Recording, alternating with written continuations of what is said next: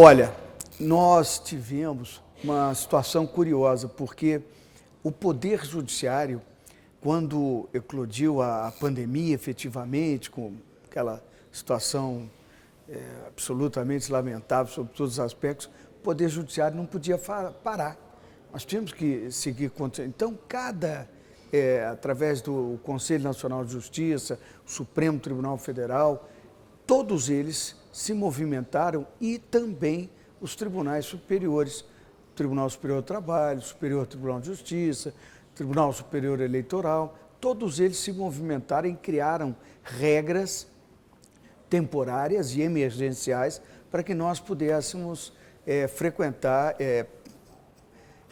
funcionar, né, de alguma maneira durante o período em que nós estávamos num isolamento absoluto. E a resposta do Judiciário, por incrível que pareça, foi assim, muito positiva, índices de produtividade excelentes. Nós tivemos o Tribunal Superior do Trabalho, teve um incremento no primeiro ano de 2020 em torno de 8 a 10%, incremento na produtividade, ou seja, nós tivemos que ser criativos, né?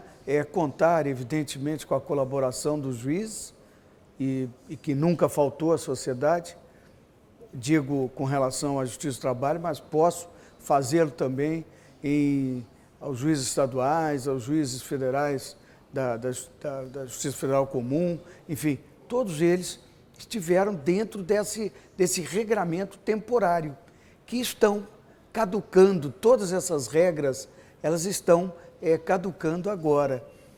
E alguma coisa de experiência, essas foram incorporadas para o Poder Judiciário, como exemplo, o funcionamento dentro da Justiça 4.0, que é o grande projeto do ministro-presidente do Supremo Tribunal Federal, ministro Luiz Fux, e que preside o Conselho Nacional de Justiça, dentro da Justiça 4.0, a Justiça 100% digital, os núcleos 4.0, os balcões virtuais, enfim.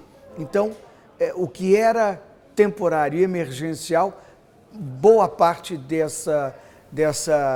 vamos dizer assim, desse avanço tecnológico, eles hoje estão sendo aproveitados por todos os ramos do Poder Judiciário.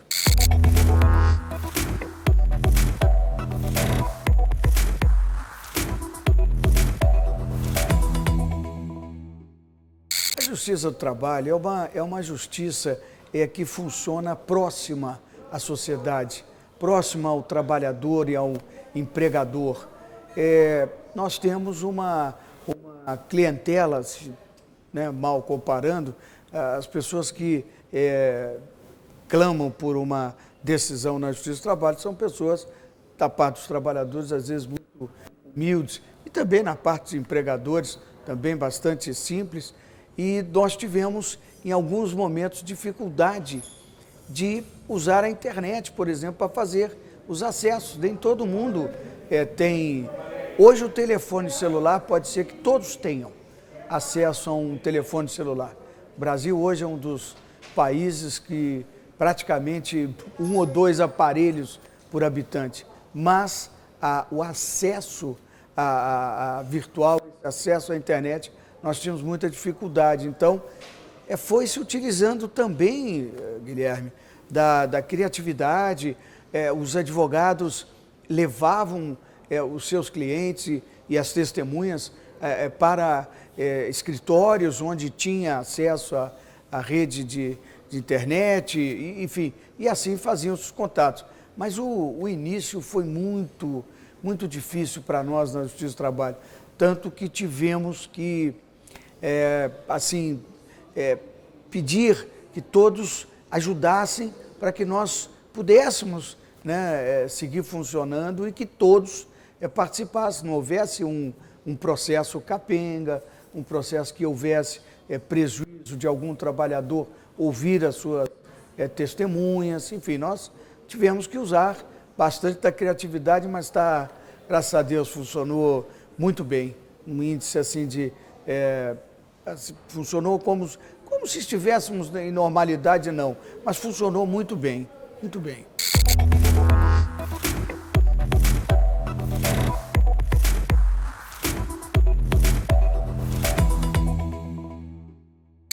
A Justiça do Trabalho, nós saímos da pandemia, isso já é um problema evidentemente caótico, e isso reflete, por exemplo, na parte econômica do país.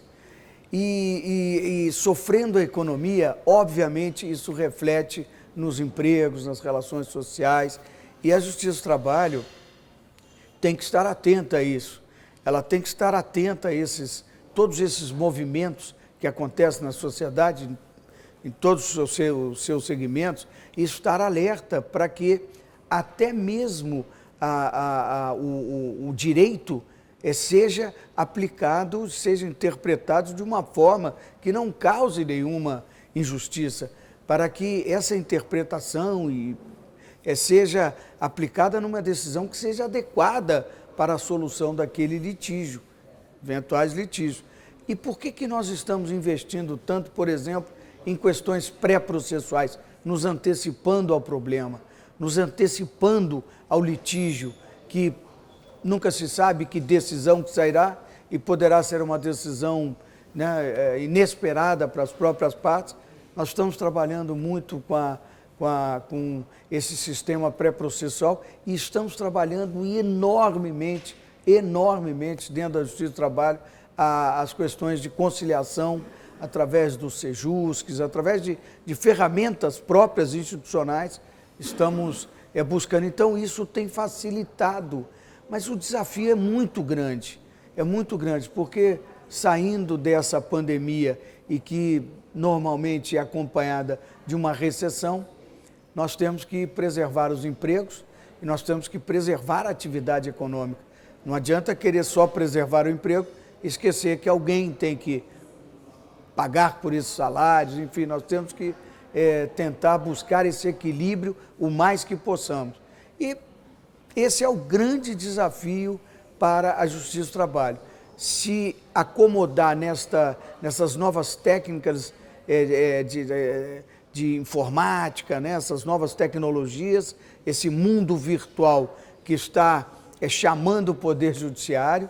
Nós temos hoje varas nas nuvens, né, quando uma das facetas do Núcleo 4.0 é uma vara que as partes elegem que ela funcione totalmente de forma virtual e os juízes acessarão esta vara, este processo, de qualquer lugar onde eles estejam. É uma coisa bastante curiosa. Então, nós temos que estar preparados para essas mudanças, não só com relação à empregabilidade, manutenção das empresas, manutenção do emprego, manutenção de boas condições de trabalho, mas também nos inserir nesse contexto tecnológico que é inevitável e eu diria que é irreversível.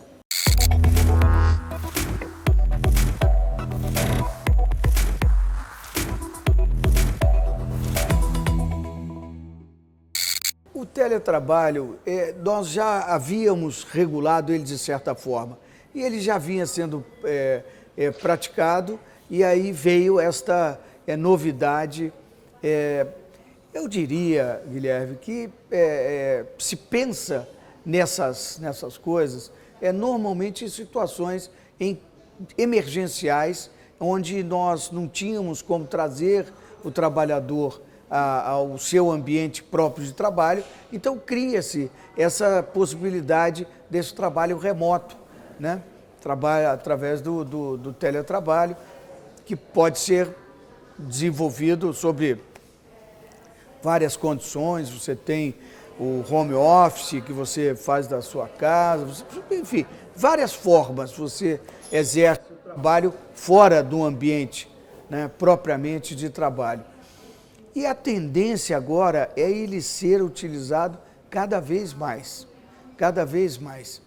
Eu tenho dito isso com muita frequência. Não tirem totalmente o trabalhador do ambiente de trabalho. Isso não é bom. Isso não é bom. Ele precisa desse relacionamento social, ele precisa de encontrar os seus colegas, ele precisa de saber do problema do seu colega que trabalha às vezes ao seu lado, porque teve um filho, porque perdeu um pai, porque, enfim, comprou um carro novo, porque vai ser pai. Essas coisas fazem parte do mundo do trabalho também. Não é só o trabalho propriamente que é exercido. Então, o teletrabalho ele é muito bom, muito eficiente. Muito eficiente. Por exemplo, no Tribunal Superior do Trabalho, nós temos alguns número bastante significativo de servidores que estão em teletrabalho por circunstâncias especiais.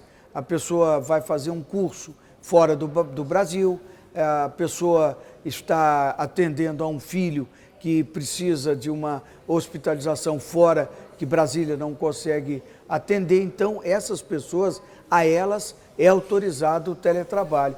Mas o tribunal tem sempre mitigado para casos especiais mesmo.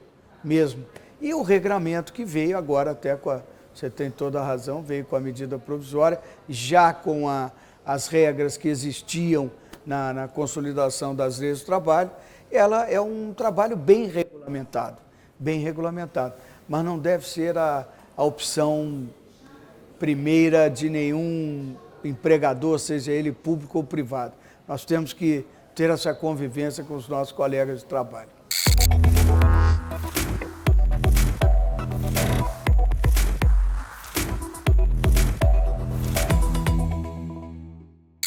Então, o teletrabalho, ações propriamente envolvendo o teletrabalho, nós sempre temos, porque isso já existe há muito tempo.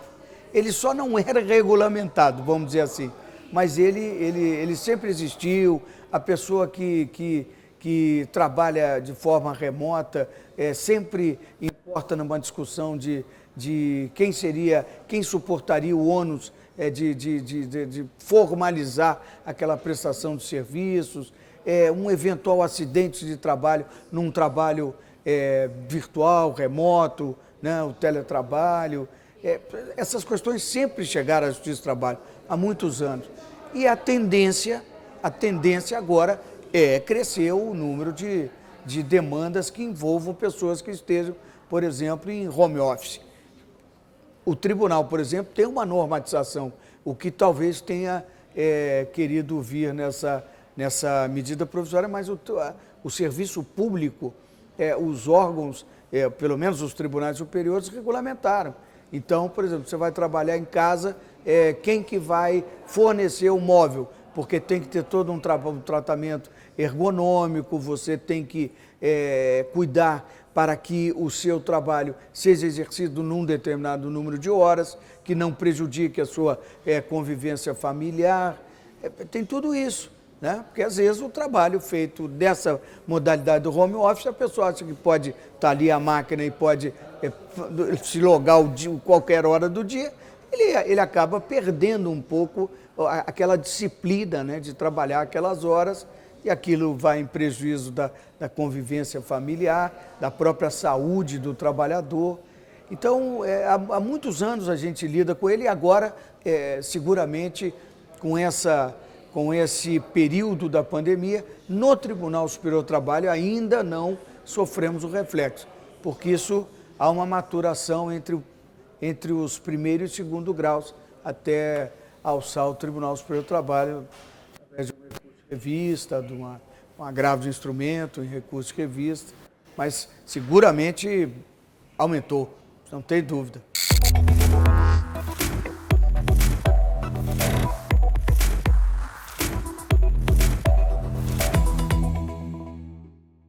Eu diria que, de forma geral, ela foi muito positiva, ela foi muito bem pensada. Quando se alegou que houve pouca discussão, que as pessoas não tiveram oportunidade de opinar sobre essa reforma, sobre essas alterações, eu tive o cuidado, inclusive, de pedir ao Congresso Nacional todo o histórico de discussões, de reuniões que eles efetivamente realizaram para discussões dessas alterações. Então, pode ser que tenha havido algum assodamento, mas dizer que ela simplesmente não foi trazida à discussão, isso talvez não seja uma total verdade. E ela foi efetivamente boa, por exemplo, para esses dias para trás eu vi que a taxa de desemprego diminuiu, né? E isso eu só posso atribuir a essas relações que estão surgindo, inclusive nos moldes de algumas categorias de trabalho diferentes que vieram com a reforma, eu só posso atribuir a essa consequência.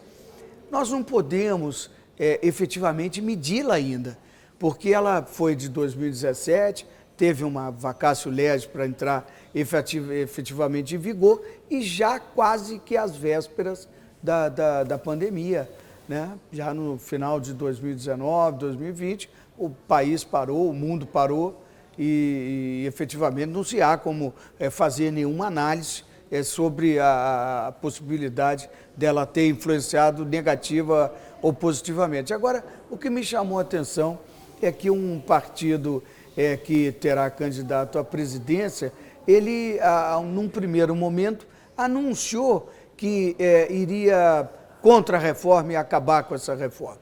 E, imediatamente, houve, me parece que uma reprogramação na ideia e hoje já se fala em atacar pontos da reforma. Pode ser que a reforma necessite mesmo de uma mitigação, de uma análise pontual de alguns aspectos que vieram, como dano moral, extrapatrimonial, a fixação de parâmetros. São questões, inclusive, que estão submetidos à decisão do Supremo Tribunal Federal. Então, a reforma em si, ela era necessária. Isso eu não tenho dúvida. Nós precisávamos da reforma. Por exemplo, eu devo confessar que tinha uma certa preocupação com as demandas, com um certo desprezo a pedidos efetivamente que tivessem lastreados no direito, na CLT, normas que circundam o mundo do trabalho, e aí criou-se os honorários de sucumbência.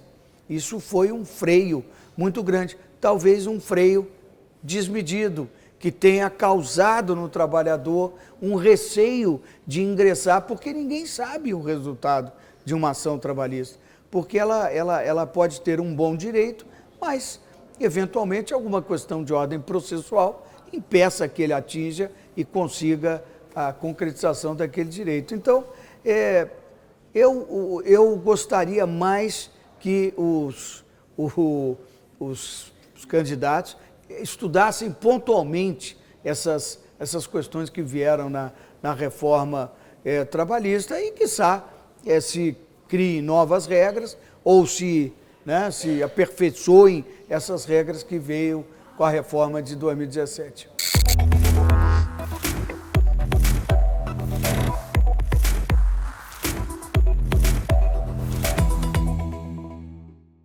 A Corregedoria Geral tem me dado muita alegria, muita satisfação.